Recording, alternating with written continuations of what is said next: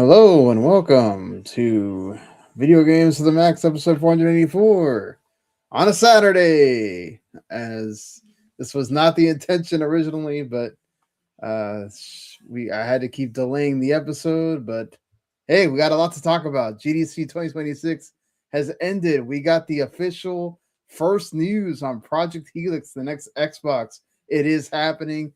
They've already given the details on the preliminary stuff, when we're gonna see the dev kits go out, all of that stuff. Jason Ronald had a big keynote that wasn't given to everybody, but the press that was there got to give details. So we'll talk about that. We got the official report from Jason Schreier now about the PlayStation PC thing, and that they're not doing PC games anymore.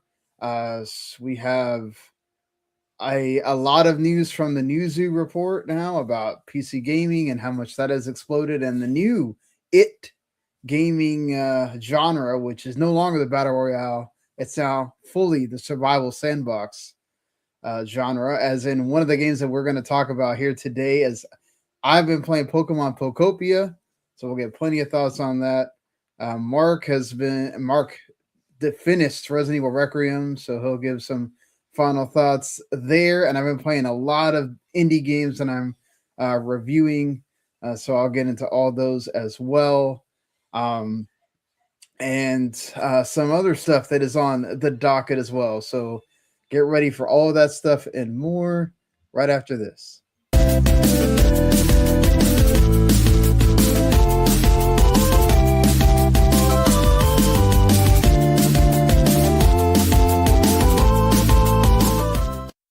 You are listening to Video Games to the Max.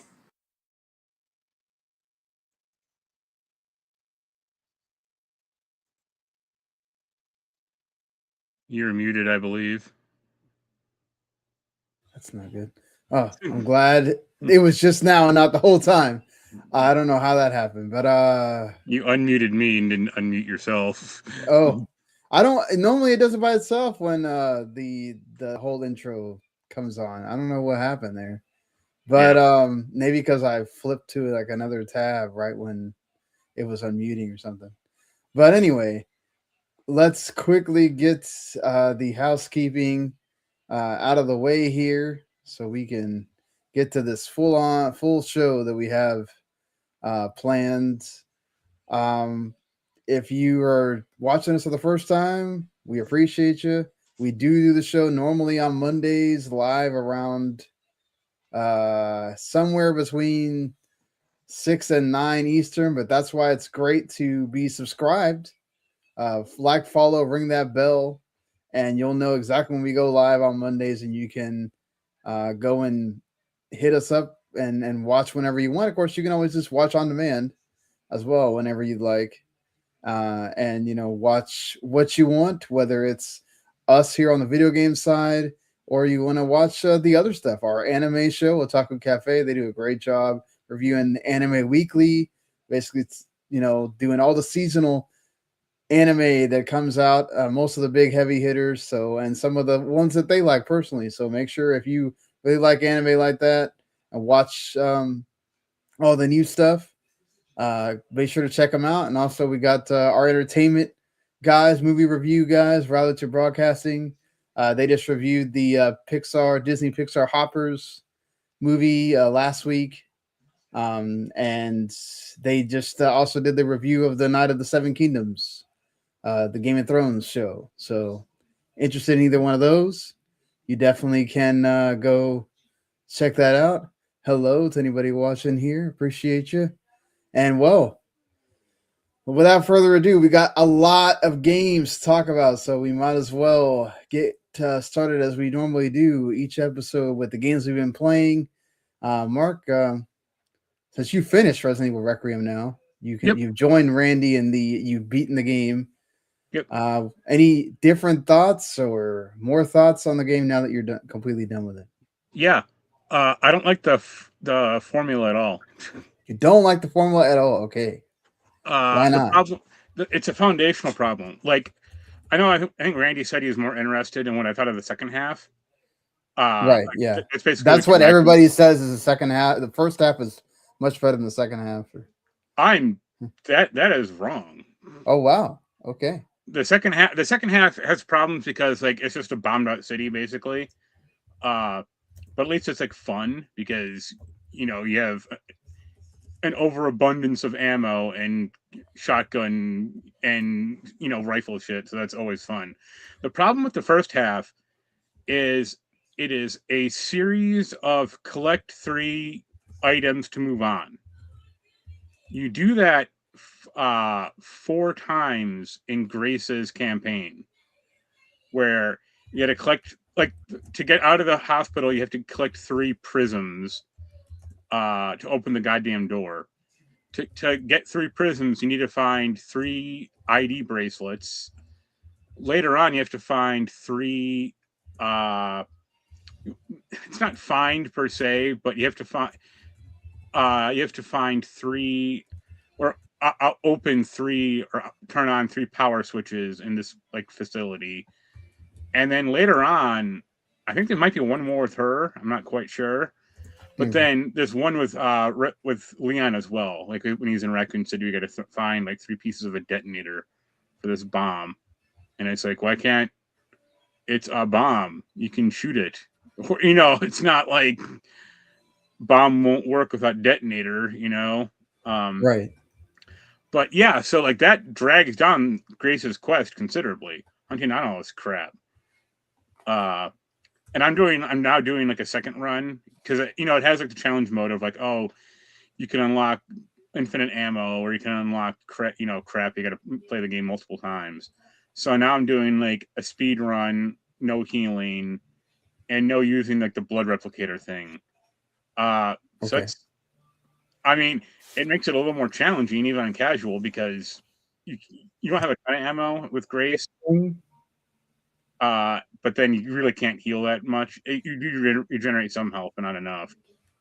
But yeah, I find like the idea of Grace's campaign is really cool, but it's extremely formulaic. And it's like, oh man, But you don't like the being scared part? You're not really scared because it's also extremely like, I don't want to say it's.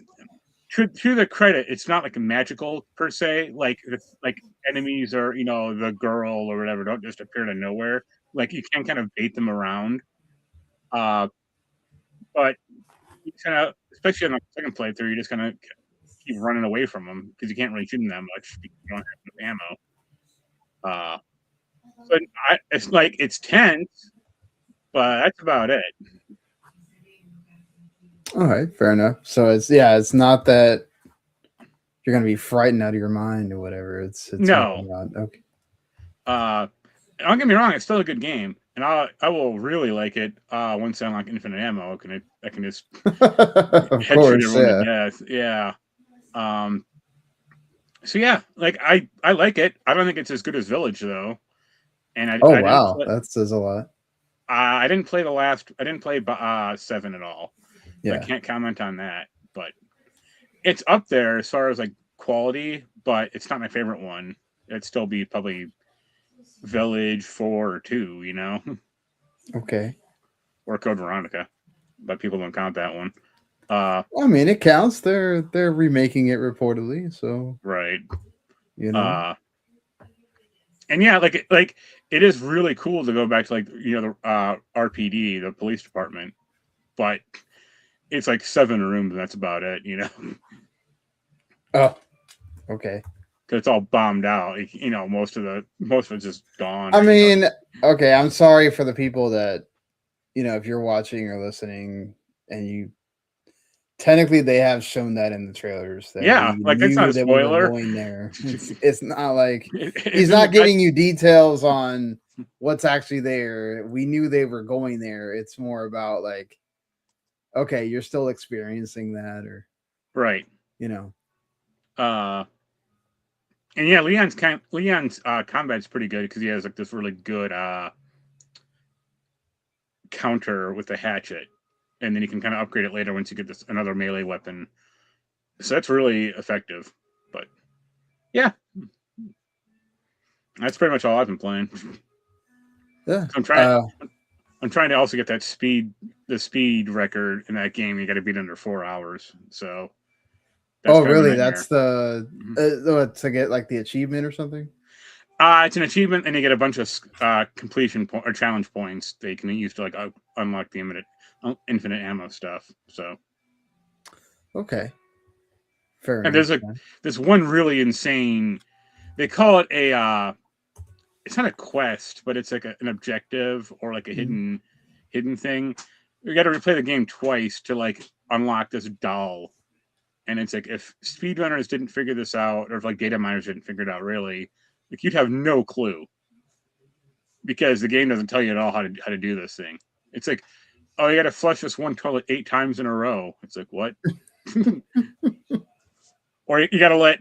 There's one part where it's like a meat packing district or a factory kind of, where all these like bodies are like going into a grinder, and it's like, oh, to complete the quest, you got to like one of the steps is you got to wait at this grinder for 5 minutes while like 119 bodies pass through, and it's like how the fuck would you know how to do this if you weren't data mining this game, you know?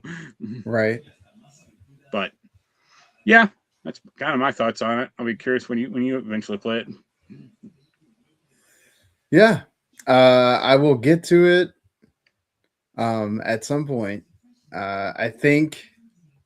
Well, the problem is April is also packed with stuff, but I think once I get through this week, I'll be able to probably play it because I'll have most of my reviews done, and then even though Adam just sent me literally yesterday the Monster Hunter Stories 3 reviews, so now I have that to add to my immense plate, and I have another indie that I can't talk about because it comes out next week.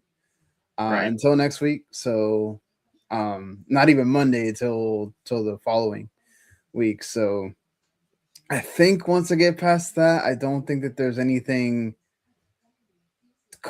I have to go look through the releases again if there was something coming out that last week of March. If not, I may have a pocket between now and like the mid-April where we have that another big week like this past couple weeks where everybody wants to drop their indie game between April 12th and the 18th or something. So we kind of had that between the last, I want to say, month. People just kept dropping indie games, and there's some that I purposely did not pick up Slay the Spire 2 because I was like, if I have Pokopia and Slay the Spire 2 and Resident Evil Requiem staring at me the whole time, I'm never going to play all these games that I need to actually play to review them. So I'm not going to hold off on at least one of them to, keep myself in line. But yeah, so I guess I might as well go ahead because got a lot here. I'm going to do them in like release order. And we'll go from there. The first one is Love Eternal. This came out in like the middle of February. It is a horror precision platformer. So it's by Eastbird Games. They make they made that like Valhalla, but it's the girl that's like a bartender. And you kind of have to go through her story. And then there was another game that I can't remember the name of that I reviewed as well that I loved a lot. It's like really neat, weird RPG where they kind of like go back in time and stuff as well. But this is their latest game. It's that RPG is called Chrono Trigger. No, it's not. But yeah, it's basically it's like just weird. It starts off weird. You're at a table eating with your family, then all of a sudden you get shoved into this like underworld thing, and it's pixel art, essentially, and it's very much like Super Meat Boy 3D. They just revealed that it's coming out at the end of May. This is very much Super Meat Boy. It's set up for you to die a bunch, but you reload so fast that it doesn't matter. It'll literally take seconds. What's up, Cube?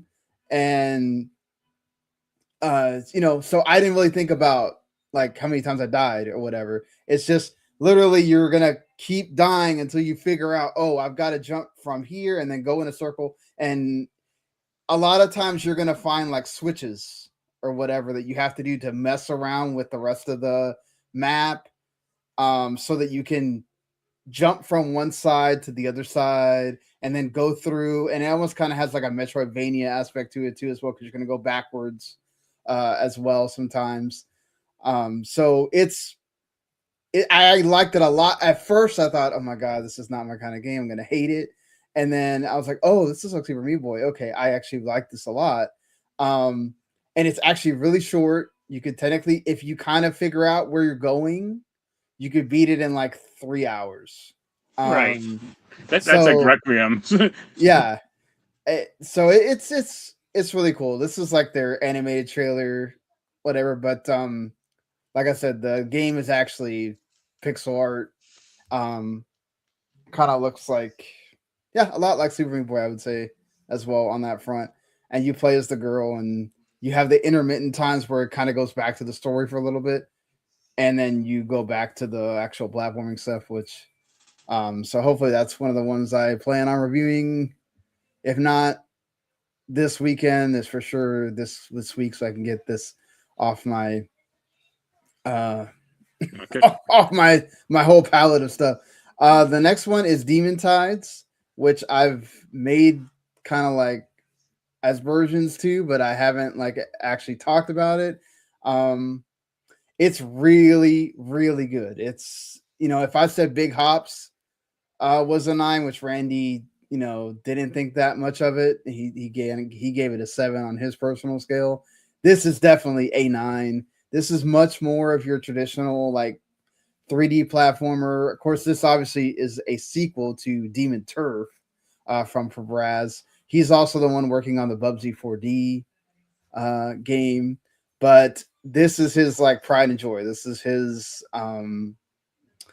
series, right? And they basically, this is a much better game than the first game. Like the first game was kind of like his, all right, I'm gonna see what I can do with this, and then he's basically been able to flesh out everything and make it so much better in this game. And then also, not only that, but be able to give you probably what you wanted in the first game, but it's bigger, right? So you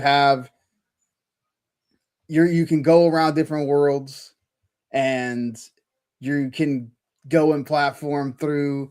You basically are, and you have your friends that kind of help you out, your team of friends. And there's a big map, and you go and collect stuff, and there's bosses and stuff like that. And I really enjoyed it. I had a lot of fun with it. I have not, gotten close to beating it or anything, but just they keep giving you moves that you can do. And I love just the freedom of being able to go to different islands or whatnot as well. They did a great job with that. So hats off to Fabraz and the team there on this. Probably definitely going to be one of the ones, if you do genres for your game of the year, this is probably going to be in the best platformer genre for sure. Just fantastic all around. And if you really like 3D platforms, like I hope Randy gets to try this out. Would love to see what he thinks, since he loves those as well. But yeah, definitely if you're looking for a platformer, this was one to check out for sure. It's out on PC now. It'll be out on consoles at some point this year, so be looking out for it.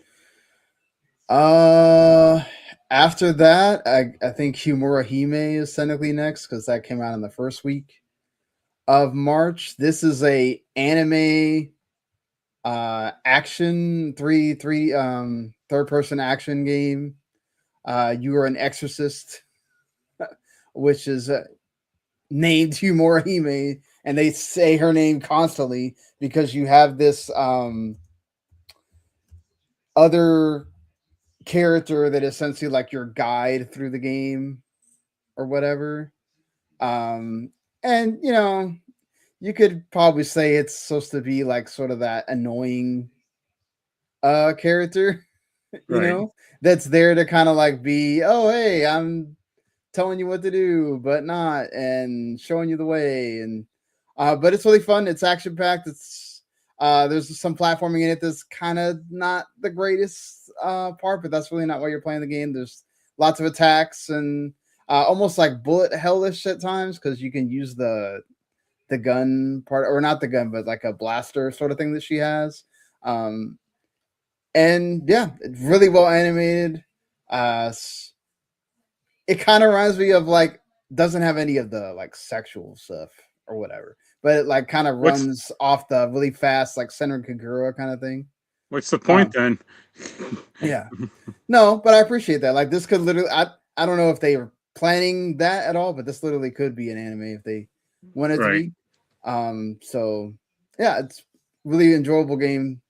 So if you like those, definitely well worth checking out for sure. And don't think it's like too long either. So that's a plus as well. And then this week, or this past week, we had 2 games come out. One that I talked about already because I played the demo, which was like 20 minutes. But I got past where the demo is, and I'm like, I don't know, probably another 2 hours in of 1348 Ex Voto. This is the one that's set in like 13th century, like Italy and medieval times, sort of. And you are playing as a lesbian.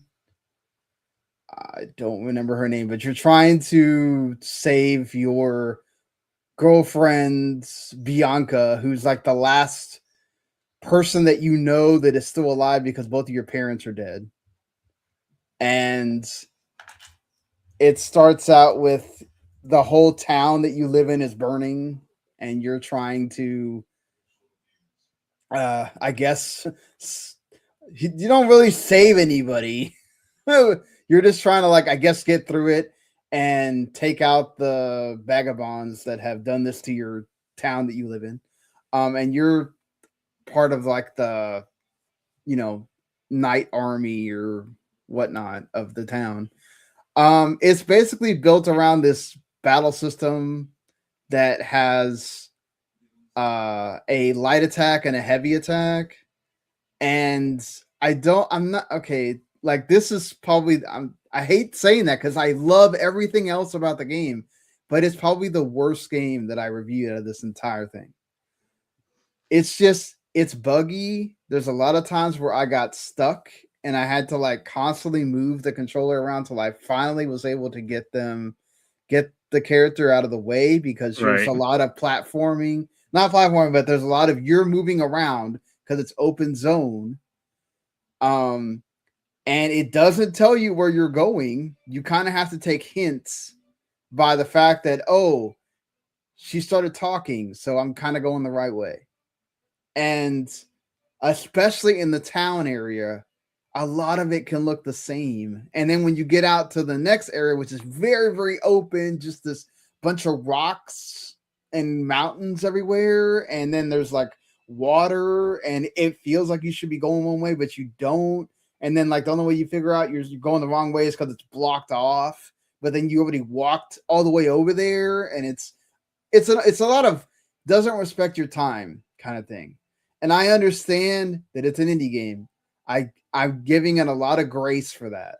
But the fighting part of it is not that fun either. They made a big deal about the fighting system, and the dodge, it's not a rolling dodge, it's a go backwards dodge. So that thing kind of doesn't work a lot of times. Backstep. Yeah, it's a backstep. And then it automatically blocks light attacks when you do the L trigger. So that's really not fun because it doesn't feel like you're doing the blocking. You're putting up your sword and it automatically blocks, and you have a meter that essentially runs out, and you have to hope to God that you hit them Now, once the meter runs out, if you keep hitting them, they're gonna die because you don't give them enough time for the meter to. They have a meter and you have a meter, right? So essentially, once you figure out that like the people that have the heavy weapons, you have to use the heavy attack to be able to get back at them, and then the ones that have the daggers and the swords use the light attack. It kind of becomes like brainless almost. So there's not too much of a strategy. When you're trying to figure that out, it feels like it's just being rough on you on purpose. And sometimes it does feel like that because you're blocking and it's like, I'm blocking, but I have to deal with this meter that just happened to run out because he hit me too many times. And it's like, I don't know how many times. It's very gracious at saving. So you're not going to like lose a bunch of progress or whatever. You save, it saves constantly.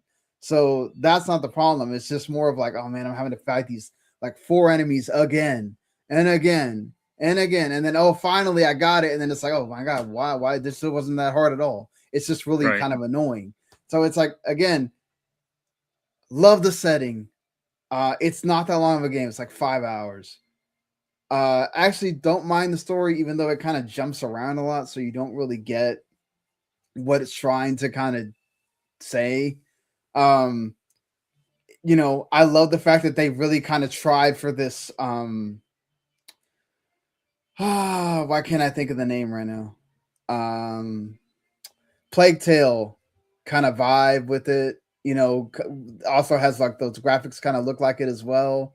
But it's just like, man, it's the bugginess and the fighting, the battle system kind of being one note is kind of brings it down. Right. And the upgrade system is also kind of very one note as well.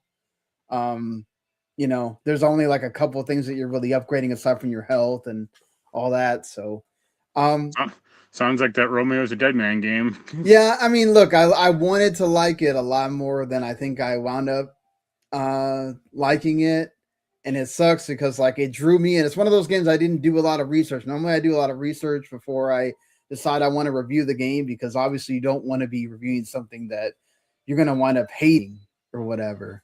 Right. But because of everything that they throw in the trailer, or whatever, it's like, oh man, I want to review that, and then it's kind of disappointing, and that happens sometimes, you know. The last one before I get to Pokopia, which technically I'm going out of order, but I wanted to leave the big game for last. Mr. Sleepy Man, which is another 3D platformer, but this is I had a comparison to it, and now I can't like think of it, but it is hilarious. It's essentially built around like very much an homage to like Super Mario 64.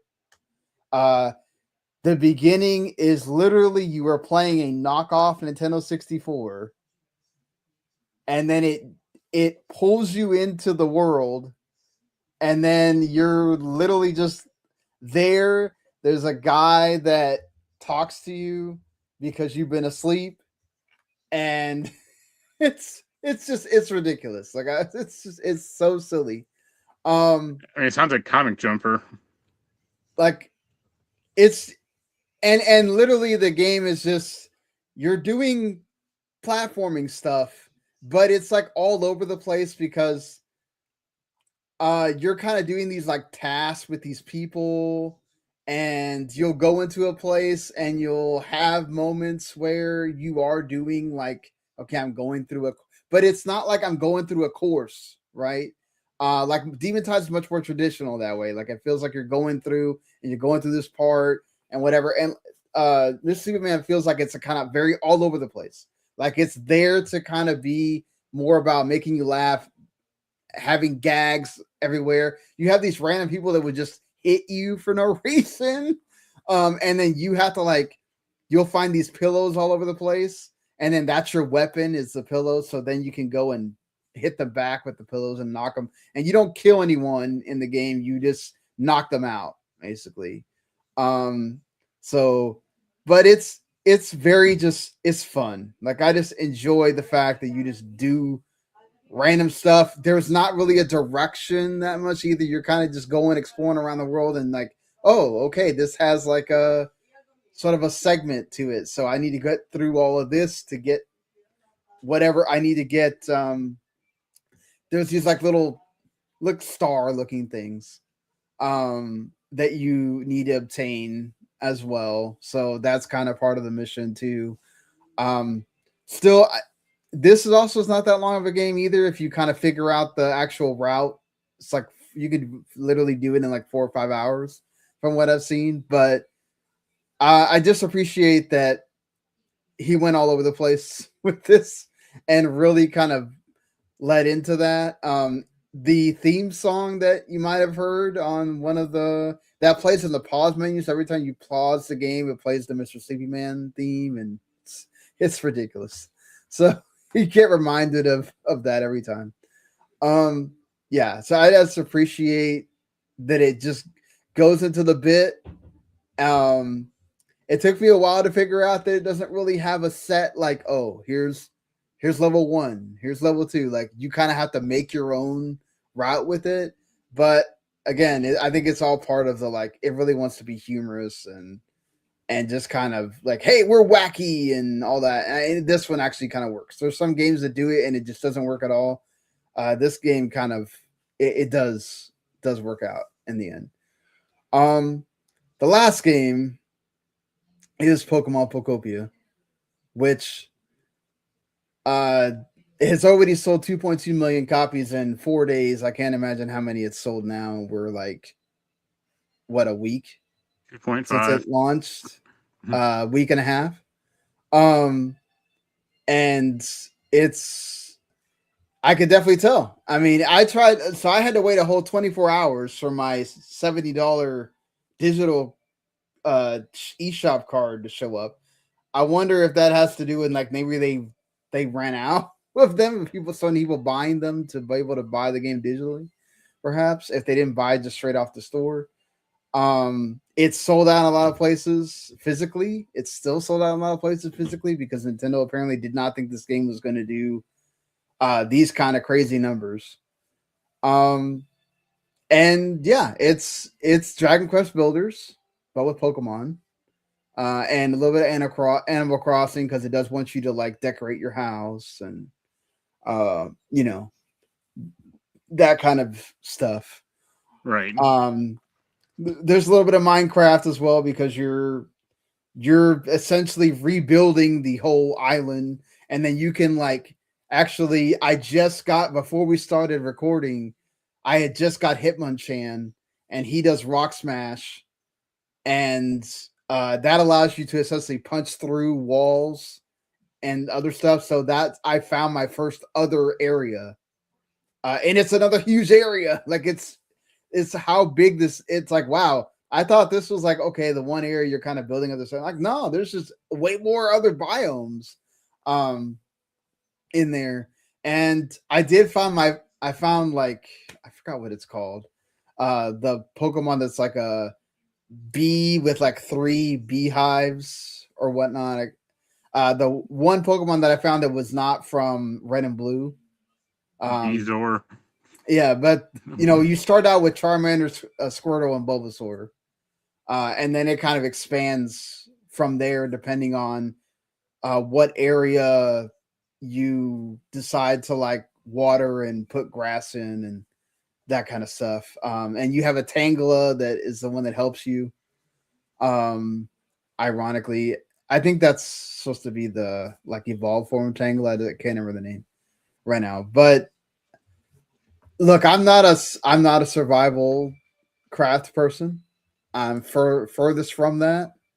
But there's something about this game, the way that it doles the things out at you, without making you feel overwhelmed, that I think you have to give Koei Tecmo and Omega Force and Nintendo credit. Well, it's like that the I don't want to say baby, but like the easier form of Dragon Quest Builders for like one of those types of games, right? Yeah, like Minecraft can make you feel like really overwhelmed. Oh if yeah. you're not a creative person, right? Like me, I'm just not the type of like Where the hell do I put this house? And I'm the same way, pretty much. So. Like they let you have the freedom to put things where you want, but they give you a starting point. Right. And they say, all right, this is where Bulbasaur's grass is. So if you want to do stuff for Bulbasaur, you can build around this area, and then Squirtle's gonna appear. Right. And then Charmander will appear, and Charmander will help you because he can put flames. He can light things up, right? And Bulbasaur and Squirtle both give the Ditto the ability to basically essentially make grass and then make tall grass so you can have other Pokemon appear. And then it's cool. Like, it's really like dynamic the way that they have the Pokemon show up. It takes time. When I built my first house, like, it actually will tell you, oh, this is going to take till 6:30. So you can go do other stuff while we're building your house here. And yeah, it just, I just love the pacing. They give you challenges to do. So you always feel like you got I mean, look, Dragon Quest Builders did the same thing. So yeah, they nailed the formula. I know, listen, I was a Power World fan too, so I know Power World technically did this stuff first.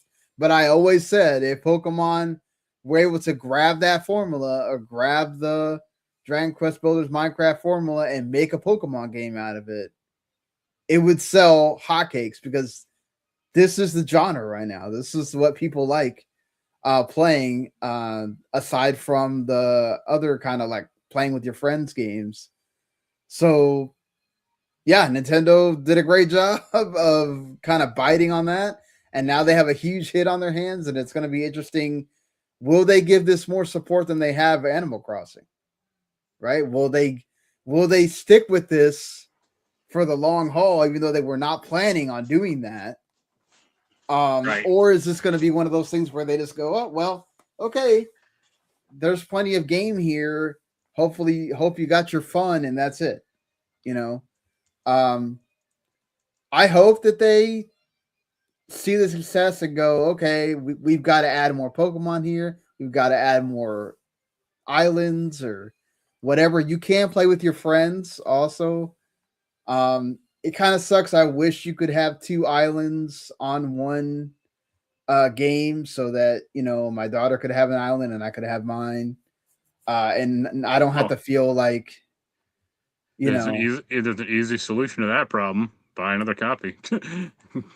Yeah, I just have $70 laying around. Just like with Animal Crossing, the Switch one.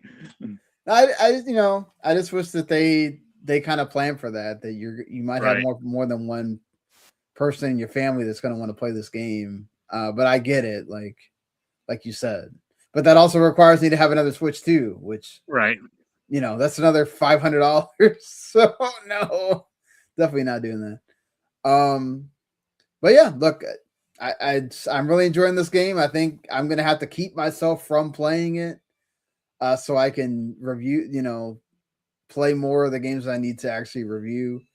But yeah, I think it deserves all of the praise that it's been getting, being the #1 Pokemon rated game ever, and being one of the highest rated games already this year, right there behind Resident Evil Requiem. So yeah, this is going to be interesting where this lands for people on the Game of the Year talk. We'll have our little own Game of the Year talk on the Monday show, just because I imagine there's not going to be a lot of news since we're doing this show on a Saturday. But yeah, that's it for the games this week. A lot of games talk here. So before we get out of here, the games talk, a few more things. Resident Evil Requiem has sold over 5 million copies, and that was in 5 days. So I can imagine it's probably closer to 6 or 7. It's double the quality of the Pokemon game. Yeah. Hey, Capcom has figured out the formula. Whether Mark likes all of it or not. They have people. It definitely draws people in. It is working for folks. And at the end of the day, it sells, right? This is why they're remaking every freaking game, it feels like, in the series, even to the point where there are early discussions that they are early development on another Resident Evil 1 remake. Yeah, they're remaking the game for the fucking third or fourth time. Yeah, so that kind of tells you where they're like, they are really going into every one of our Resident Evil games has to be modern now. I wonder how long it'll take before we get the announcement that, hey, this only one's left. We might as well do 5 and 6, right? I think 5 is might be theoretically closer than you think, but the one that like no one cares about is Resident Evil 0. Well, but they're 0 for sure. They've already said 0 and Code Veronica are next, right? And then 1 is kind of like years off, and there's been rumors about 5, but then somebody said that 5 is not in development at all. So who knows? Right. Honestly, it doesn't matter. It's so far down the line that I'm sure there will be Resident Evil 10 before we get to the 1 remake and whatever they're doing with 5 and 6. So yeah. But still a crazy feat for Capcom. I wouldn't be surprised if it does just as much as the Monster Hunter did last year, where Monster Hunter jumped out to like 10 million. So yeah, I wouldn't be surprised if by the year's end we get close to like a really high number for Requiem. Because yeah, man, these games have been selling. They do a great job with them. They've already announced DLC, one for Grace and one for Leon, and also like a mini game thing as well. So there's more stuff coming. That'll be like the mercenaries mode, most likely. Yeah, most likely. You're right about that. But and they always tend to do it. They've been doing it, so right. Like, why not? Also, Slay the Spire 2, which I will probably wind up getting at some point here within the next couple weeks, is also absolutely just hitting it. Not to anybody's surprise, right? Like, Slay the Spire 1 was an absolute banger, like indie darling. Slay the Spire 2 already within the first like day had 526,000 concurrent players on Steam, which is crazy. It's a lot very familiar to the first game apparently, but there is some new stuff. So we'll see. Is it going to have a Hades 2 effect where it gets the great reviews and all that, but people maybe wind up not being as sold on it the further we get into the year? So we'll see on that, but I'm sure it will also be a lot big time in the conversation for that game of the year when we get to it there. So yes, that's the two like gaming sales things before we get into this. And really quick, before we get into the Xbox talk, Valve has gone on record. Not only have they responded to the New York lawsuit, essentially claiming that they have a right to allow you to trade your digital things, because isn't it the same as allowing you to trade Pokemon cards or baseball cards, or you can also trade Ultimate Team people in the EA games. So like, why would that be any different for Valve? I think they're right about that. For sure. Loot boxes and stuff being considered gambling. We've seen other countries put the hammer down on that. Again, him using or them using the analogy of, well, isn't it gambling also to go crazy about Pokemon cards or baseball cards or basketball cards or whatever? I don't know. I think digital is a little bit different because, you have more people have access to it, right? Well, yeah. it's a good and bad argument. It's a good argument in the fact that like he's right technically that there are a ton of shit that people collect or buy into for stuff like stuff like that, like sports cards, Magic the Gathering, Pokemon, like you said, even what other stuff. The problem or the different, and also like at least with loot boxes, at least with like some of like Dota 2 shit, like you get like odds on it or like TF2, like 1 in 10, or you'll get the weapon you want or something. You don't get that in Pokemon cards. But the bad argument or the bad side is like with Magic and Pokemon and stuff, you actually get a tangible physical item, right? Like and also it's harder for a child to go into a store and buy that without their parents knowing. Whereas digital, very easy nowadays for a kid to get into your phone or whatever and use your card, and they bought a bunch of stuff. And I would say the counter to that would be like, hey, parents just got to smarten up and not save their payment info or like lock it down better. Right, but I'm just saying it is much easier when let's say they're already playing this game, right? Right. Or teenagers, whatever, don't have to be kids. Yeah. Who are much smarter about that. They know how to get into Steam. They already use it. They're playing the game, and it's very easy for them to hey, yeah, loot box, buy it, whatever. That's what I mean, though. If you take out your payment info or whatever, then they can't open it. Well, right, I know what you're saying, but even teenagers nowadays, they can have an account for themselves, right? With most of them Cash App, PayPal, whatever, right? And they still need a credit card or bank account somewhere. Yeah, but I'm just saying they may have one on their own that's not yours, right? And so they go, oh, I have $30 in here, and it keeps telling them, oh yeah, get the loot box for this thing and this thing, and you turn around and they've already spent the $40 on that before they did anything, right? Right. So again, I don't think the state of New York's going to win anything.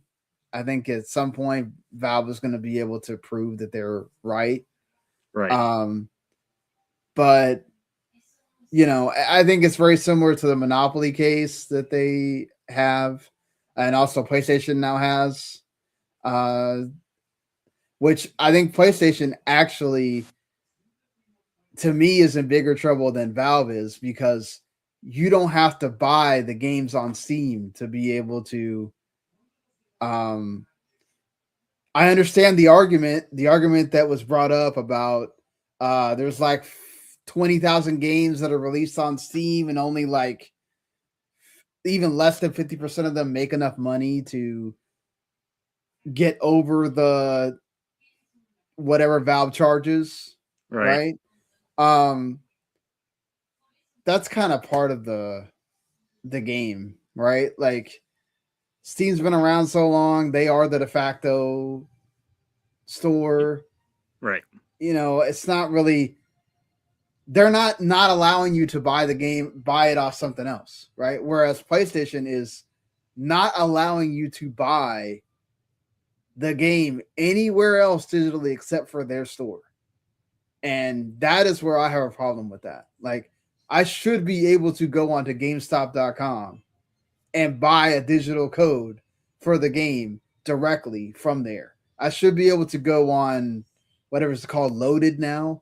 It used to be called CD Keys, and buy the if I want to buy a digital copy that costs $5 less, I should be able to go on that store and buy it.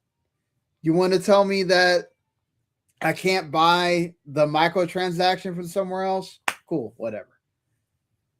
I get it that they're saying that this is how they keep the costs low on the PlayStation 5, which to me is BS. That's just them. Again, they want to have control. Yeah. I just think that, like, the way that games are nowadays, I don't think you should be able to have competition for your prices. Whereas PlayStation gets to set the price because you can't buy the game digitally anywhere else unless you just either you buy physical and you don't want it. Like I don't want to have a physical thing that I don't get physical games anymore. But that's just like your weird hang up, you know? Like okay, you got Pokopia, which is $70, right? Right. What if the physical version was 20? It is. I mean, I think that's different though. But I'm talking about. I mean, no, but the same thing happens with PS5 games, you know.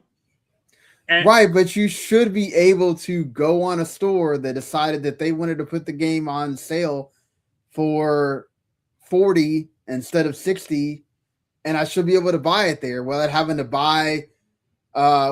wait to see if Sony will do a sale or something like that. I mean, that's what I'm saying. You know, CD websites and CDQ websites and shit sell keys. I mean, that's a very gray market. Yeah, but even like certain stores might do that as well.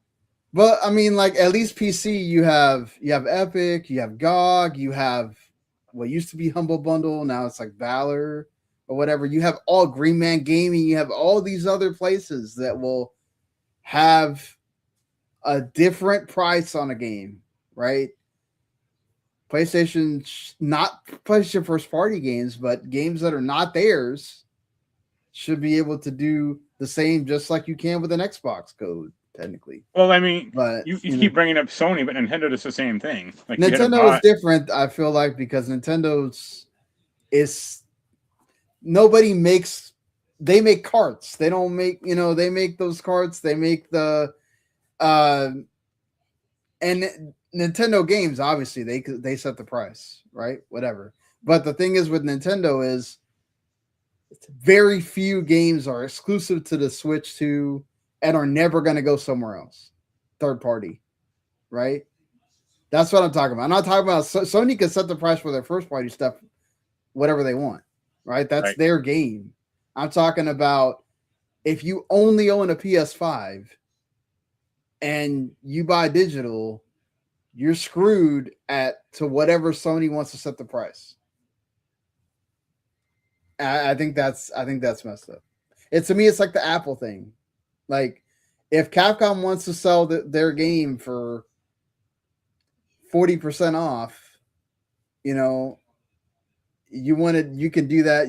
They should be able to do that on any store and not only have to buy it through the PSN. But whatever. That's another story for another day. Moving on to Xbox stuff. It was funny because when we were going to do the show on Monday, all they had done was announce that Project Helix was a thing, which is essentially the next Xbox, the one that we feel like is coming out in 2027, or they've made allusions that it's coming out then. Now we know that it could still technically come out, but now that we know that the dev kits are not coming until early 2027, maybe they push it. But that's not necessarily the case because for the last two consoles, they've had this where they have the dev kits go out early in the year, and then the system still comes out late that same year. Yeah, but the problem with that philosophy is the Series X launch and the Xbox One launch previously both sucked. The Series X launch didn't suck. That was COVID. The system sold just fine. I meant like the launch lineup then. Not the system itself, but I mean like that's a very bad philosophy if they're like, oh, dev units won't be out until 2027. Like, let's say even January, right? And then going like, hey, the system will be out in November, so you got 10 months to hopefully work on this game and get it up to snuff on this thing. Good luck. Like, no. Yeah, well, I mean, definitely we'll see. Like, what does Microsoft even have going on themselves, because all their big games are coming out this year. Or early next year. So like, what do you have for the launch of the next Xbox or whatever? It was also funny. I saw a post from some guy who worked at. He didn't work at Xbox itself. I think he worked with like Microsoft or something. Right. But he basically said like, "Oh, dev units are going to be a thing of the past." I mean, they just said that they were going to have dev kits, so Right. Or like he was alluding to like, oh, because like Xbox, the Series X and S has a like developer mode. right. But you still need like the reason dev kits are useful is because they have additional features, like hardware features that can help with debugging and getting the game to run better. Yeah, I mean, and technically these are going to be alpha versions of the dev kits. So again, Right. it may just be I mean, that. yeah, it's not going to be like the final form factor. It's just going to be a PC in a box, basically. Yeah. So again, it may allude to them like not actually releasing until 2028. So Right. And there's really not a rush to have it come out in 2027 because we know PS6 is also not coming out until then. Even if they come out early in 2028, I think they're still beating out whatever PlayStation is doing.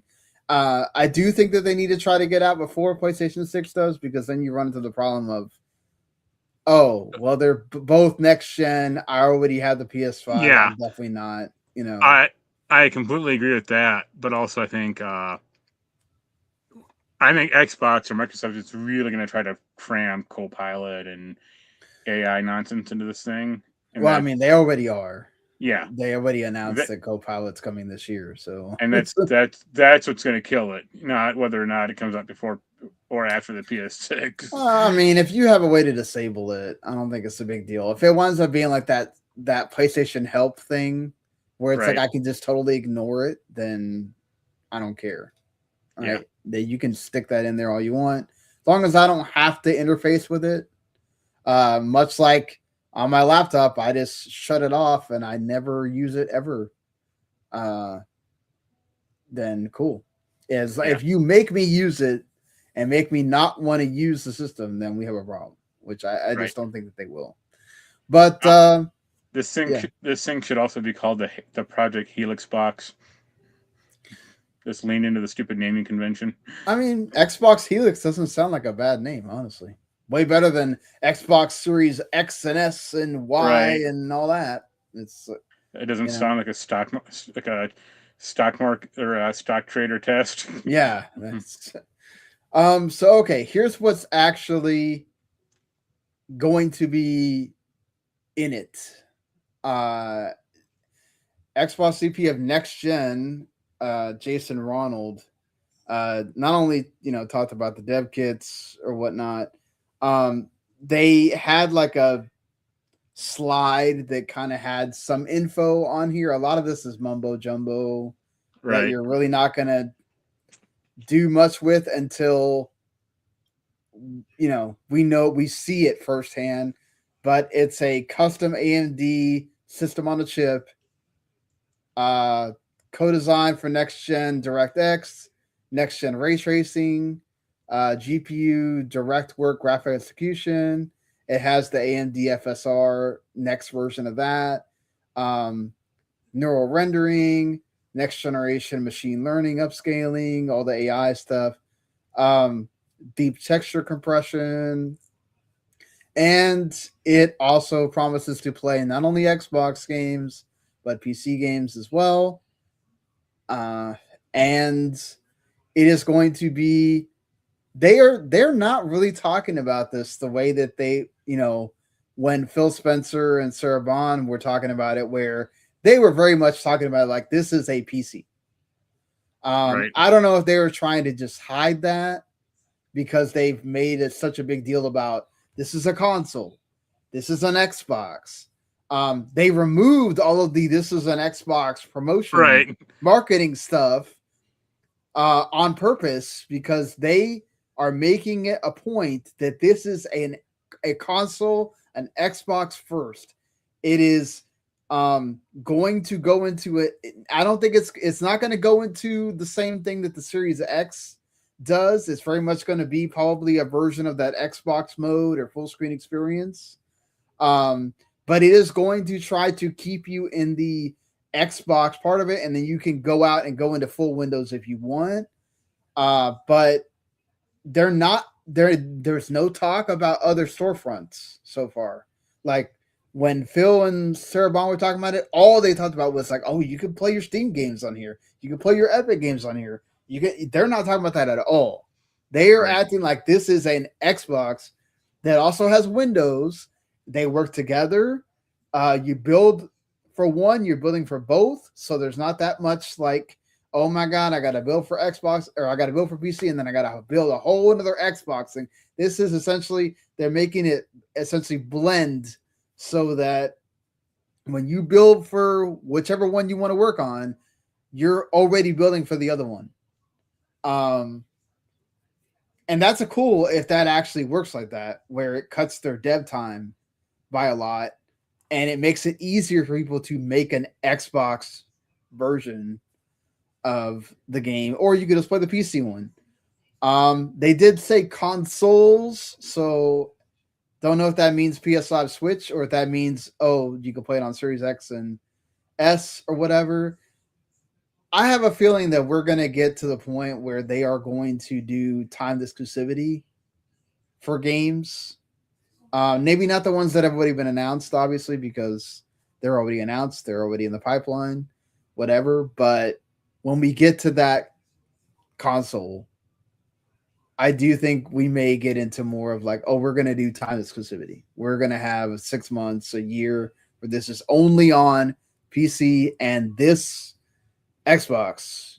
We're not going to put it on PS5 or Switch or whatever, because if you don't at least do that, I don't see the point of why you need to buy this unless it's you're going to count on the people that didn't buy a laptop, didn't buy a PC in this time that we've had the RAM shortage or whatever. They don't have the money to go all the way out there and buy that, but maybe they can find a way to pay $1,000, or you do it with Klarna or Affirm, whatever, and you pay it monthly, and you get essentially a really good PC that plays Xbox games too. But if you don't give somebody an incentive to buy your system outside of the fact that it plays also PC and Xbox games, I don't see how this is going to sell to anyone. What do you think? I agree mostly, but I just get the sneaking feeling that like in a heads-up test between or heads-on fight between like the new Xbox and like a Steam machine, I think most consumers are going to gravitate towards the Steam machine because so? Valve has a much people trust Valve a lot more, and Microsoft, like the brand of Microsoft and Xbox has been in the dump for like the past decade or at least 5 years. You know, like why? Unless like they come out with like a banger of a game, console exclusive game every month for the next 4 years that this thing's out, which that's obviously not gonna happen. I just think people would rather screw with the Steam machine more. Yeah, I mean, for one, the Steam machine's price is going to matter here. Right. Also, the fact that I don't know. I just will there be? The thing is, you already have Steam. You already have a PC that plays these games. Right. How many people are going now? I think as we've gone on and more, the games that are big right now are indies, right? As we're going to talk about here with the Newzoo stuff. Sure. Indies, the survival genre, the friend slop, they're calling it friend slop genre. Right.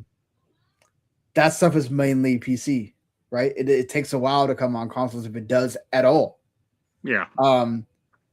If you tell somebody, okay, you don't have to have the best graphics in the world to play most of these games, and this thing is $800. Right. Will somebody take that as opposed to, oh, I have Xbox games. I'm willing to pay an extra $200 or $300 to get the next Xbox thing that will also be able to play those games too, because it's also a PC. That's going to be an interesting thing. How much in the marketing will that be made clear that you will be able to play your PC? And then that's the thing too, right? Is like, are they eventually going to reveal that your Steam library works on this thing, or are they going to only make it about Windows and Xbox, and you're going to have to side load Steam? And yeah, if it's like that, then the thing is like dead on arrival as far as like, it's a PC or whatever, Yeah, I think they're not gonna make it and it's smart, right? It's smart to the consumer that isn't in the weeds like we are. You're watching the show, you watch other podcasts, you listen to the gaming news every day. Right. We know that you're going to be able to install Steam because it has Windows in it. But the consumer that doesn't pay attention to that stuff, if you don't put it front facing and you don't make it a big deal, it could just be a surprise that you get when you buy the console and you're just thinking you're buying an Xbox, right? And they don't want you to not buy stuff from the Microsoft store. They want you to still buy stuff from the Xbox store. Right. They just, that's going to be interesting too. Are they going to disable purchasing through Steam on the actual console? You still have to go to your computer to buy the game, and then all of a sudden the game will appear in your library. Because I don't see. I mean, I know it's just going from one place to the other. You can literally go on your phone and do the same thing. But it's like, if you're letting people go on your console and skip your store entirely and buy the same game off another store where you make no money, I don't see how that helps you. Right. But, it is what it is. I mean, technically, I could just go on my laptop, my computer that I have next to it, and buy the thing. But I know it wasn't Tim Sweeney, but it was some other Epic guy. He basically said like, "Oh, when the next Xbox comes out, we fully expect to have the Epic Game Store on it at launch." Yeah, and it's like, all right, I guess when they were making that a big deal and they were talking about it, I fully expected that too. They were all there, all those stores except for like GOG was on there, Steam was on there, Epic was on there, right. So. That's really going to be an interesting thing as far as where do they ever say that in the marketing? Do they ever talk about that? Or is that just something that they mention? Oh, well, you can play your PC library. We're not going to tell you which PC stores, but you can kind of imagine that in your head. Right. The only library to pull from is itch.io. Right. Yeah. Exactly. But look, this all sounds great in theory. This is what they've been saying. I do appreciate them trying to make this about Xbox. They are calling it a console. How much of a console it is going to be interesting. They did reveal that the Xbox mode, it is no longer being called the full screen experience anymore. It's now called Xbox mode. It's going to be available on Windows 11 PCs, laptops, whatever, anything with an on and off switch that is a PC. In my fridge, right? And in select regions. I imagine it's going to come to the US here at some point in April. So I'll be able to test that, see how it works. I wonder if that works better without having the layer of Asus crap that's on the ROG Ally. Right. Because it is kind of a neat idea of like, just, okay, I'm on my, all I've heard though is, okay, if you're using Game Pass stuff or you're playing stuff off the Xbox app, it works great. If you're trying to use Steam or whatever, it didn't work that great when this first, came out. Maybe now that they've had the time to tinker with it and whatever, and they're actually releasing it onto laptops and PCs now, maybe they fixed it and it works better. There was also, I think someone said something about like the system, the new Xbox may be able to like load the shaders and stuff like that while you're also downloading the game, so that it all kind of downloads at once and not like, oh, I downloaded the game. Oh, and now I have to download the shaders. Now I have to download the drivers. Now I have to like do all the stuff that you would do with your PC, which is very annoying, right? If you're playing a AAA game that requires that stuff. Like I haven't had to do that at all on my laptop because I've been playing indies. But you know. I actually did have to do that like a few days ago. I loaded up Assassin's Creed Shadows for a second, and it looked like janky as shit. Yeah. And I was like, what's going on here? Like, this doesn't like normally look like this. It goes all pixelated and crap. And like, I Googled it, and yeah, I had to rebuild the shaders. Like, I had to like delete the file in the directory, and then I had to like re-download them. I'm like, A, this is fucked. But then B, why isn't this just an option in like the game menu? You know, Right. Like rebuild or reorg or rescan the directory to make sure this is all correct. You know. Yeah. I did like that this is GDC. It's very developer focused, so they've really tried to tell developers on this is going to be very easy for them to make the games, more seamless for them, less work for them. So if that really does help, so that rendering is a lot easier and being able to make both versions of the game at once. Hey, that's awesome, right? That's one thing that does help to make sure that people want to keep making games on your system. If you make it really simple for them to make games on it, they'll make games for it. If you make it really difficult, then they won't. And obviously having this kind of be a dual thing, I think maybe you don't lose people. Even though there's that report that there's not a lot of excitement for people want to make Xbox games. Maybe this keeps those people still around, right? Instead of like, this thing's going to sell even less than the other one, so why not? I mean, maybe it helps so that if they don't have to do a lot of work, they can still make that Xbox version anyway. It'll be interesting to see if like some of these devs that don't make Xbox versions at all, if it is that simple, will they start making them just to see if they can get a new audience there with the Xbox folks that have wanted to play their games, like let's say NIS America and Falcom and those kind of folks, right? As examples.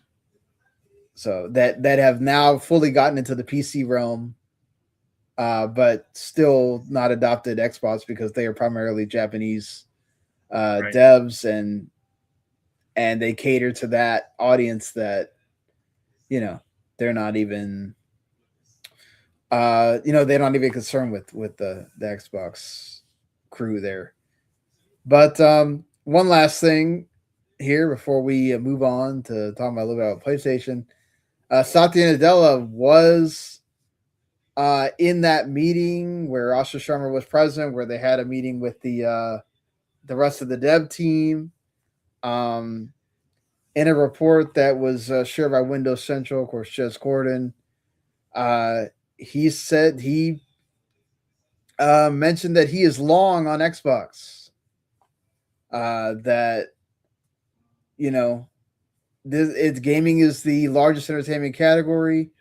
It's the most expansive form going forward. We're not going to walk away from it. We're long on gaming. We're going to continue to invest. We'll always do so. It's up to this team to show an excellence in execution and creativity. Software always carries risk, but this is software with lots of creation risk. It's way different. But yet we have to be the best in class at it, is what he says. He looks at reports, the level of hijacking our attention that's going on. I want us to reverse that. Joy in coding, joy in gaming. That's all I want us to live in. He's saying the right things here, obviously. Except for when he doesn't say the part where he goes, and once we figure out how you can make AI make good games, they're all fired. Right, which that's not going to happen. But yeah, look, that's good that the guy that is the one that makes the decisions is saying these things. I think he's saying it. I don't think he believes it. Right, how long is the leash really? Right? How long is that leash actually? Like, how many of these games kind of doing middling or whatever, or if Call of Duty keeps going down. Right. Let's say, even though it has won the month the last 2 months or whatever. But still, if it's still underperforming compared to where it has been, again, listen, we still have had no mention of Game Pass from anybody since Asha has taken over. Right. So, they did release the what's coming out in March or whatever, and that kind of stuff, but it's like we're not seeing this like, oh, it's part of the package kind of thing. Where like, Phil and Sarah used to make that such a huge deal, right? It is still about play anywhere. It is about like, oh, you can play it on PC and you can play it on Xbox, but they are not talking about Game Pass. So that's an interesting kind of thought on it too. Like, does that plug eventually get pulled down the line here for this? I don't think it'll completely go away, but the enshittification of it will just continue. Or it'll get I more mean, if you make it any more expensive, right, it's kind of pointless. or Like, it'll be like less important games or games that no one cares about. It's like, well, why? I mean, I still think if you're releasing like, so this month had what, Planet of Lana 2, which is sort of a big, sort of a, an indie darling or whatever for them, right? If you get, let's say, like 2 or 3 at that level, or 4 a month, and we're talking about, each of these are like $20-$30. I kind of just depends on you, right? If you play those games or not. They are getting more AAA games, right? Even though they're, older, right? We're talking about, they got Cyberpunk 2077. They got both the Kingdom Come Deliverance 1 and 2 and Resident Evil Village just in the last, the 3 months since this year started. So they definitely took that money and have brought it into bringing more AAA stuff. But Kingdom Come Deliverance isn't that old. Number 2, sorry, isn't that old. But it's still, even though it was a big, like, critically acclaimed game, I don't know how much of a, like, out of our realm game that was for people. So it is going to be interesting, like, past the EAs and the Ubisofts that they have the deals with. Will they get anything like on the newish side when it comes to AAA for that? Or is it all still going to be, if you're only releasing like one big indie every 2 weeks or something, I don't know that that's still worth the $30. And a lot of those, the AAAs are, because they're old, they're coming into the premium tier. So like, if there's anything, it's like that $15 tier is actually worth the money right now. But the $30 one for the day one stuff really kind of isn't at this point. So, but we'll see. Like I said, I just find it interesting how much they have not talked about it since Asha's been around. So, yeah, I wonder where they stand with that. That would be interesting for somebody to ask. Trying to figure out a way to bootstrap Copilot into that thing also.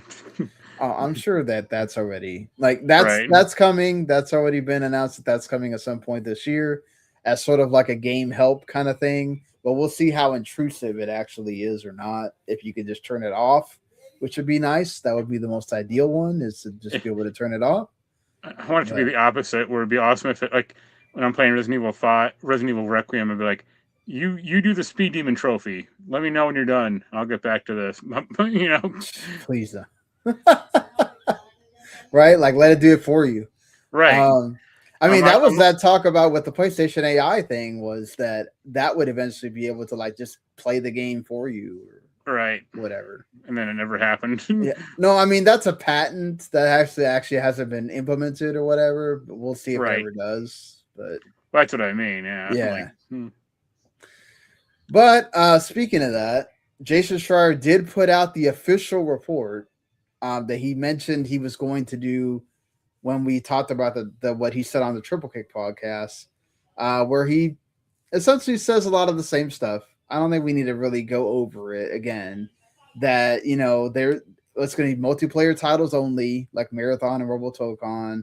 Marathon's already out. That's also out on Xbox because they're multi-platform. The single player stuff like Ghost of Yote, Saros. The Ghost of Yote actually was already planned and they canned it. And yeah, their single player stuff is not going to come to PC now for the reasons that we kind of already outlined before. But I guess having that official report kind of like crystallizes it, like they really are not going to do this. Any like different thoughts from when we talked about this the first time, or just kind of the same feeling on it? I saw something that like Sony might be a little more scared of Valve than like Xbox, right? Like the Steam machine. So I could see this as like their way of trying to counter that somewhat. Yeah, They don't really care about Marathon. If it sells on Steam, it's a small loss, but they probably figure like, but they need the users. Well, right? But they also figure like, if people buy cosmetics or whatever, then we still get some money from that. Right. I mean, it'll balance out. But if it's like, Spider-Man 2 or Last of Us or something, that's like, well, here's 30% not going to us, and it's not driving people to the PlayStation either. Like, what's the point? But I think also the thing is that what's the bigger deal is they're really not going to get the money that you would get from that unless they went full Xbox about it. Right. And they're not going to, because then that really is going to hurt them. Right. So I mean, that's the traditional view, but look at it now with RAM prices. If you want to get 32 gigabytes of RAM, that's damn near the price of a PS5 right now anyway. So I don't think a lot of like new PC gamers are going to go, I'm going to build a PC to play Spider-Man 2. They'd probably just go, I'm just going to buy PS5 and play Spider-Man 2. Yeah, but I kind of understand them from the point of like, okay, maybe by the time the PlayStation 6 comes out, things have leveled out, and you don't want to give anybody the incentive of, oh, I can just wait and it'll come to the PC. I'll just get me a new PC or a new laptop and I'll just wait for those games, right? Yeah. But I think also it's just like you having such a weird schedule about it and having it be a year and a half, 2 years, a year, that is also hurting you, because by then people just, they don't care, or the novelty is worn off, right? Like, I already played the ones I wanted. I don't really care about the ones that you haven't played out yet or whatever. And, it's just, I feel like I kind of get them. It costs a lot of money also to port those things over. And, a lot of them are coming out not great. So why damage your brand that way too, of having the port come out buggy and shitty? And people were like, oh, Sony doesn't care about this. Why should I waste my money on this PC version? So just don't even put it on there in the first place, and you don't even have to worry about it. So I think at the end of the day, it's better that way, to be honest. But at least for them, right? Like, I think they end up just, you don't hurt your brand. You didn't really care about PC anyway. That was more of a Jim Ryan thing. And now everybody knows you got to buy the PlayStation 5, PlayStation 6 to play the next Spider-Man or Wolverine or whatever other, Last of Us or Intergalactic or whatever that's going to come out. So, yeah, interesting stuff here from this Newzoo report, which I know most people are not going to go read this 80-page report. That's really got to be somebody like me that likes looking at all these numbers or whatever. But they did release like some interesting stuff via GameIndustry.biz. One of them is kind of shows that whole thing about PlayStation, like why they're doing this. That 13% of players for PS4 PS5 titles are from the PC market when the games get ported. And that it's further noted that the choice to release games on PC much later, in some cases years later, that specifically impacts players' decisions to pick up a game on PC. It's noted that only 5% of players of Marvel Spider-Man 2 are on PC. The number is down from 14% of the first Spider-Man release. So again, like those numbers, the money they're making is minuscule compared to what they do on the PS5. So why bother?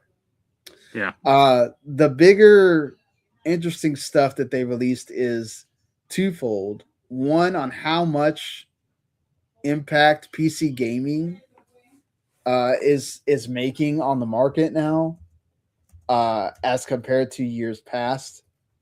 And it also shows the change in what people are playing, right? Some of these are the same, right? Roblox is almost 10% of the PC players. You still got Counter-Strike 2 in there, League of Legends, they're kind of the same, around 7%, Minecraft 6%. Fortnite has gone down. Good. 4%. Dota 3%. Valorant is at 3%. WoW is at like 2.5%. Sims 2.3. Call of Duty is all the way down at 1.8.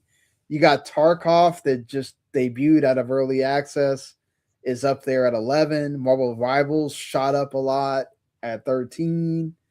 Grand Theft Auto 5 is still there at 15. Diablo 4 Wuthering Waves is there. Apex Legends barely made the list with like 1% or something like that. So that's kind of where they're looking at it and saying Battle Royale is kind of on the way out. And the sandbox survival game is now the de facto like it game, right? Those are the ones that are except for like Escape from Tarkov, which had, all the players from all the years of being in early access, and then you got the boon from coming out of early access, and then Marvel Rivals like barely came out in 2024, like came out in December 2024, so like it was almost pretty much a 2025 game, so it got a boon from basically being new from that year. But they're kind of essentially saying that these free to play, spots that we kind of talked about like a bunch is the ones you'd expect, but then some other ones that are kind of like coming in as well that are different, like Wuthering Waves, Diablo 4, Genshin Impact kind of holding on, and some of these other ones are going out. And that in PC, we're seeing $30 to $50 games be the ones that are huge at launch, and even the ones that are less than $30. Whereas in console space, outside of those, big games, it's still very much AAA driven, but AAA is on a huge decline, which we've talked about a bunch of times. As well, and that by 2028, PC could surpass 1 billion players, and console platforms will lag at like around 688 million. Obviously, nowhere near what people playing on mobile is, but still, that's a huge jump. So that kind of says a lot as far as like you're getting a lot of people playing on PC now because of those like forever games that people are playing on whatever they can play them on, right? But even also games like Gary's Mod and Terraria, stuff like that, those are just as big or bigger than the Fortnite's, Apex Legends, and the Call of Duties or whatever now. So, and again, including Roblox and Minecraft and all that stuff too. So, the fact that like Call of Duty, Valorant, Rainbow Six Siege, Overwatch, Destiny, all at negative, Destiny 2, negative percents right now is crazy to think of. And then like Arc Raiders is another one that's like kind of like an outlier, but yeah, it just kind of shows like shooters are kind of finally taking a hit, and we're seeing a different genre kind of stand up. And that friend slap genre is definitely also getting big, right? Like Peak is not the only one. Now we have Big Walk coming this year. Whatchamacallit, Arc Raiders is kind of into that too, because that uses a lot of the proximity chat to talk to your friends thing as well. So yeah. I just thought it was kind of cool to see where like the trends are, like where we could be seeing more games pop up, in the future. And speaking of that, games going to PC thing, after 2 years of not releasing on PC, EA College Football 27 could finally make its way to PC. Right. Obviously, the biggest reason why they wouldn't put it on PC is because why? Mods that would allow you to have the full rosters of all the player names, which they are trying to avoid unless you sign the licensing agreement, because that's where they got into hot water the first time. So apparently they would be putting in protections to prevent PC players from being able to, download rosters or put in their own rosters or whatever. I don't know how long that would be protected. Because about 2 hours. Yeah, PC players always have a way of getting around that stuff. Right. I Yeah. imagine like it'll do like a server check, like if you want to play online somehow. Yeah. That you won't be able to use mods, but for people just single player or just playing on by themselves, yeah, they're gonna do it, and who cares? Yeah, I mean, like they're saying that essentially they'll just disable mods altogether. They would not allow you to do it even offline or online. But yeah, there'll be some Steam tutorial. It's like, oh, if you rename this Lewis script or download, it'll probably just be like a guy makes a program to like rename all the players in the game or something. Right. Essentially, and they won't have a way to. It'll take them a while to counteract that, and then you'll still have it out there. Right. Look, I'm just gonna put this out there. I'd rather have the game than not have the game, because people want to just be counterproductive. They do still have most of the players, right? Now, as opposed to like before, where it was like they had nobody, and you really did have to have the rosters because they didn't have anybody, right? They just had the stats and stuff, but you didn't have the names. Now they're like, they really are trying, and I feel like you should give them credit for that instead of like trying to make this a problem where if someone gets upset and puts out another lawsuit, then the game is dead again. And we don't really need that. I'd rather the game exist than not. Right. One for you there, Limited Run Games announced that at the end of this month, March 27th, there's going to be a Marvel Maximum collection that is going to include 13 iconic titles across consoles and handheld releases. Talked about this earlier, like Separation Anxiety and Maximum Carnage, all that crap. Or we did not talk about this. Oh, okay. So, yeah, Maximum Carnage, Spider-Man versus Spider-Man Venom, all that. The arcade games, Arcade's Revenge.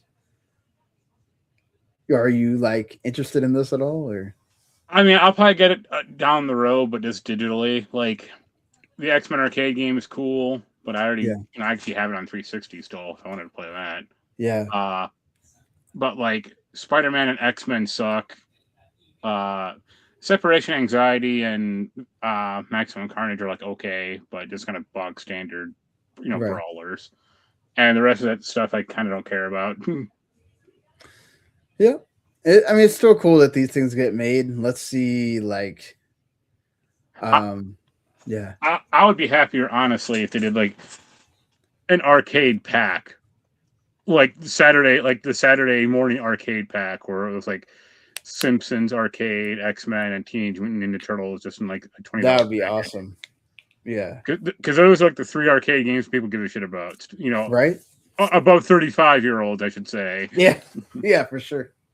all the memories of playing all three of those games all the time. Right. Back when arcades still existed, and Yes, exactly. Not that we needed them to do it, but Ubisoft has actually acknowledged that the Assassin's Creed Black Flag remake is real, and it's called Assassin's Creed Black Flag Resynced, and it's going to be revealed at some point next month, according to John Goodson, the head of content for Assassin's Creed. And that all the other games that we know about are still in development. Assassin's Creed Jade, the mobile game that's being made with Tencent, is still in development. The Assassin's Creed Invictus, the new multiplayer title, is still in development. Assassin's Creed Hexy is in development, but I know apparently this one. Yeah, apparently it's in so ambitious that it's probably going to get delayed. But hey, at least they acknowledged it. So, like I said the last time, I know they're going to screw up Assassin's Creed 4 Black Flag, and that depresses me. yes, I'm sorry. They're actually they did a survey, and I actually did it about the future of Assassin's Creed. Yeah. And what should be improved, and I was like, hey, get back to the main present day plot line, and then I said also don't script Assassin's Creed 4 Black Flag. Don't dump the present day stuff in favor of microtransactions and daily quests. Yeah, please don't. Yeah.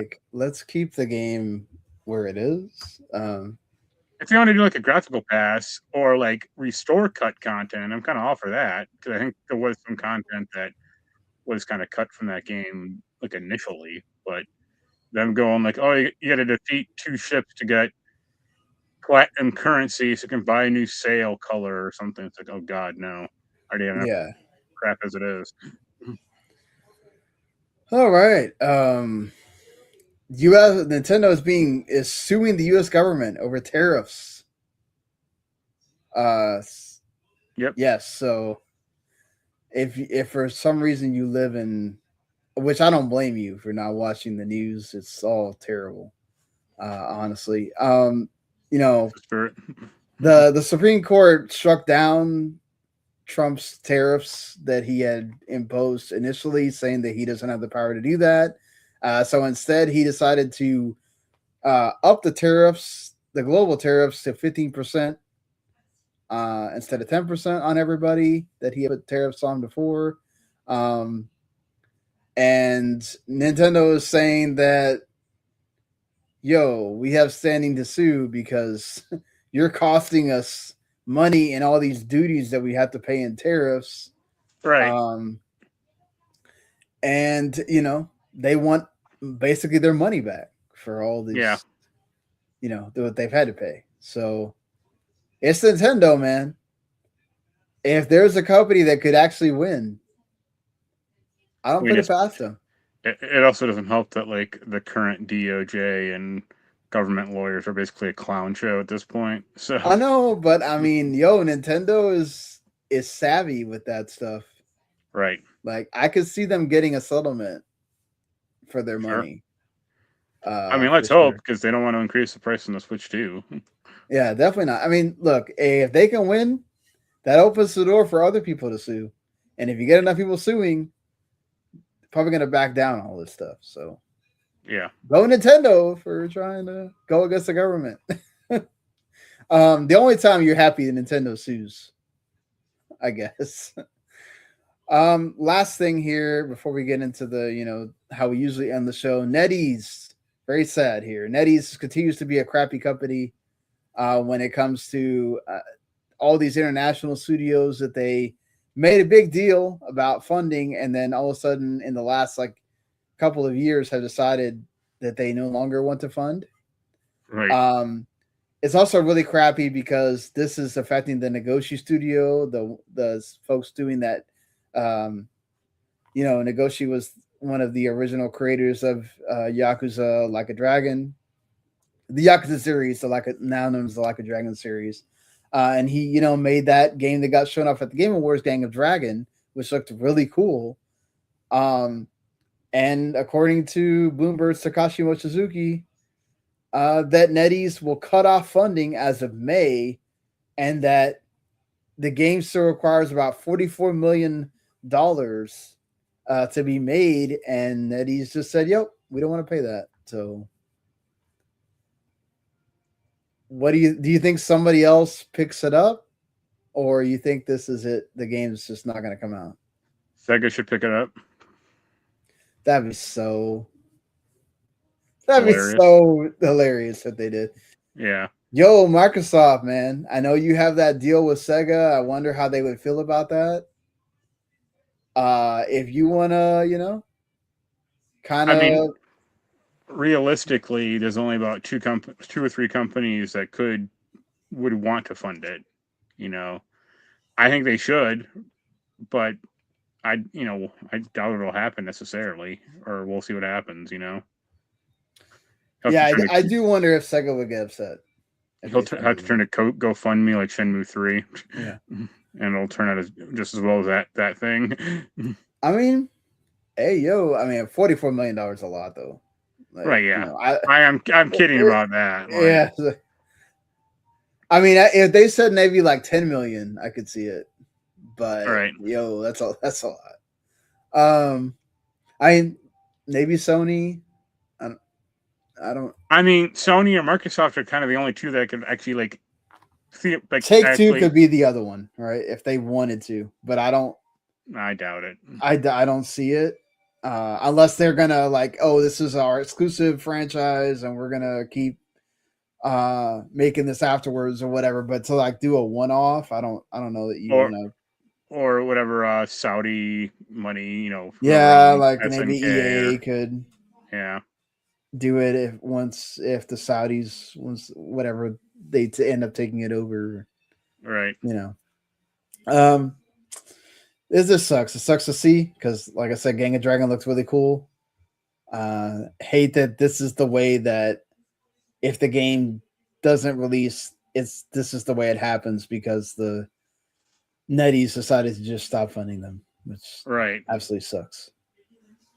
Surprised you didn't mention the big studio stuff that happened over the past week. Which one? I was leaving some stuff for Monday, but the big one to me was probably EA laying off DICE. Yeah, DICE. Yeah, EA laying off people. That was one of the things I was going to leave for Monday, but EA laying off people at all 4 studios that worked on Battlefield 6. Yep. And it was the number 1 selling game last year. Ridiculous. Right. To be fair, there probably is some people that they may not be needed necessarily anymore, like concept artists or whatever, or who knows. But unless it's more than 10 people. But I think the problem is also that they have to save money. Right. For this ridiculous deal that they've made with Saudis. So it sucks, but But there's also the old adage, you got to spend money to make money, and that's what a lot of VCs don't want to do. They don't want to spend money. It's well then, look what happened to Kmart. Look what happened to Toys R Us. Look what happens to a bunch of developers nowadays. Yeah, it really sucks.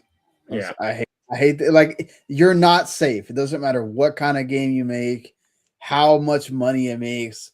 If these big corporations want to start laying people off, they will. Right. And it just sucks. It sucks to see that it's in the Western gaming market that it doesn't matter whether it's Call of Duty, whether it's Battlefield, whether it's Grand Theft Auto. Maybe Grand Theft Auto is the one that's exceptioned on that. But you can make an amazing freaking AAA game and you will still get laid off. I had the sneaking suspicion that if Vince Zampella was still around, that this might not have happened. Yeah, I saw a lot of people talking about that too. That this has to do with now they don't have somebody that has the clout to be able to protect them. Right. Which again still sucks. Yeah. But it's still just EA doesn't have to do it. Right. But in a way, they're going to justify it because of the stupid takeover that they have to. Yeah. But all right, let's go ahead and talk about the games that are coming out this week to end the show as we normally do. MLB The Show 26 is coming out on Tuesday. I'm sure Randy has already bought that and ready to play that thing. The newest Postal game, Brain Damaged, also comes out on Monday. You need to have brain damage to play Postal. I keep getting the email for it. I'm like, nope. PS5, PS4, Switch, and PC for that. Bonnie Bear Saves Frog Time, which is a really cool like indie turn-based game that I've seen a few times on PC and Switch. That comes out on Monday as well.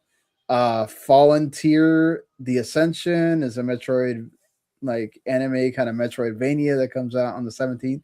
The newest Thomas and Friends game also comes out on the 17th.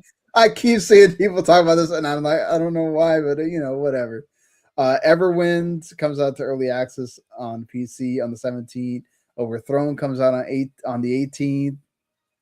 That's been getting a little bit of buzz. The big game, obviously, is Crimson Desert from Prolobis that comes out on the 19th. That is the newest like big AAA open world game that like is getting a lot of buzz, also getting some negative buzz as well because they haven't really shown much on the console side, kind of like Cyberpunk. It's been a lot of this is what it looks like on PC, not a lot of what it looks like on console. I do have our friend Jordan from Outer Haven. He is playing it right now. He's actually writing the review as we speak. He seems to have a lot of good things to say about it, so I'd imagine this game will probably review really well and bust out everybody's expecting people that are trying to be hateful, kind of like with Marathon, where they're seeing oh, how much can it do badly. I don't wish any game. I hope this game does well. You need these kind of games to still do well. You don't want every AAA game that's not Resident Evil and like a big franchise. This is a known franchise, but it's also kind of like a newish IP sort of because it was supposed to be an MMO and then they made it into this what it is. You need these kind of things to do well too, to give people hope in this that are making these big games. So Death Stranding 2 also comes out on PC. If you didn't get to play it on PlayStation, you want to play it on PC, it will be there for you this week. And Rubato, which is a 2D platformer where you play as a frog, not the one that I played. This is a different game that's also really wacky. I'm reviewing it, but it comes out on the 20th.